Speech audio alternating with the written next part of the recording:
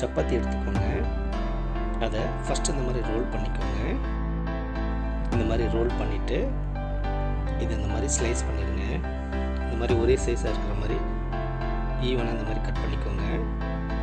இதை கட் பண்ணி ஃபஸ்ட்டு இது மாதிரி எடுத்து உதுத்து இந்த மாதிரி எடுத்து வச்சுக்கோங்க. இந்த மாதிரி நூடுல்ஸ் மாதிரி கட் பண்ணிவிட்டு ஒரு கடாய் அடுப்பில் வச்சுருங்க. கடாய் சூடான உடனே ஒரு 2 ஸ்பூன் அளவுக்கு ஆயில் விட்டுக்கோங்க.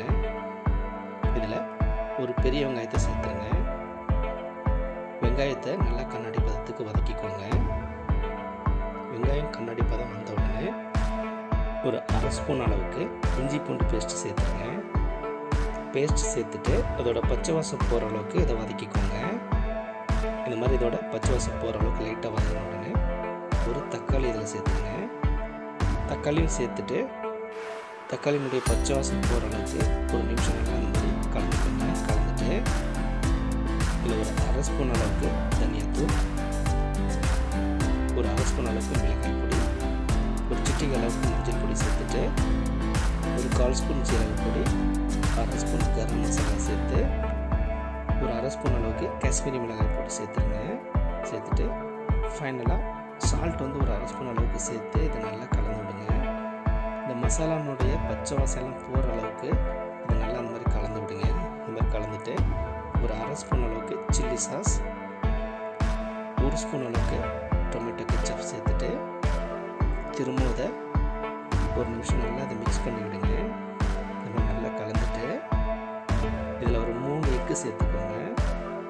எக்கு சேர்த்துட்டு திரும்ப அதை ஒரு நிமிஷம் நல்லா அதை கலந்து விடுங்க. நல்லா கலந்துட்டுக்கோங்க. கலந்துட்டு கொஞ்சம் கொல கொலன்னு இருக்கும்போது ஸ்லைஸ் பண்ணி வச்சுருக்கோங்க. இந்த சப்பாத்தி பீசஸ்லாம் அதை சேர்த்துடலாம். சப்பாத்தி பீசஸ் சேர்த்துட்டு இந்த மசாலாவோட நல்லா கலந்துக்கோங்க. ரொம்ப வேகமாக கலந்துக்கோங்க. நல்லா இந்த மாதிரி ஈவனாக மிக்ஸ் பண்ணிக்கோங்க. மிக்ஸ் பண்ணிவிட்டு தொடர்ந்து இதை கலந்து விடுங்க. கலந்து விடும்போது இந்த மாதிரி பிரிஞ்சு வர கண்டிஷனில் கொஞ்சம் மல்லியில் தூவிட்டு திரும்ப ஒரு நிமிஷம் நல்லா அது மாதிரி மிக்ஸ் பண்ணிக்கோங்க. மிக்ஸ் பண்ணிவிட்டு இப்போ நீங்கள் அடுப்பு ஆஃப் பண்ணிடுங்க. இது நல்லா ரெடி ஆகிடுச்சு. சப்பாத்தி சாப்பிடாத குழந்தைங்களுக்கு கூட இந்த மாதிரி செஞ்சு கொடுத்தீங்கன்னா ரொம்ப விரும்பி சாப்பிடுவாங்க. டேஸ்ட் ரொம்பவே சூப்பராக இருக்கும். இது செய்கிறது ரொம்ப ஈஸி தான். நீங்களும் ட்ரை பண்ணி பாருங்கள்.